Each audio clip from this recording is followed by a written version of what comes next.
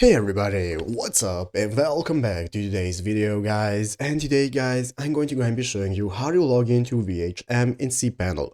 This is a very simple thing to do, so make sure to watch this quick and easy video to the very end and follow my steps correctly so you can make sure that this works the same for you and you can do this yourself. But yeah guys, let's get straight into it. So the first thing you want to do is to go ahead and open up the official cPanel website right here, cpanel.net if you've not already. And after opening it up, you'll be greeted by this main page right here in the upper right corner. You can get started with managing your account. So you'll have the option to go ahead and register for a new account if you do not already have one. And if you have one, just go ahead and log in. So after logging in successfully, you'll be able to go ahead and get started setting up cPanel on your personal computer for your use. And once you get it set up, it's going to look like this. So this is going to be your dashboard where you can manage and enter everything from your email to your files, domains, and to your databases. And now we can take a look at how we can log into Whm. Basically, as you can see, here is an article on the official cPanel website showing us how to log into your server or account and how we can access Whm. So if you scroll down a bit, there's going to be a section that shows us directly how to go ahead and access Whm,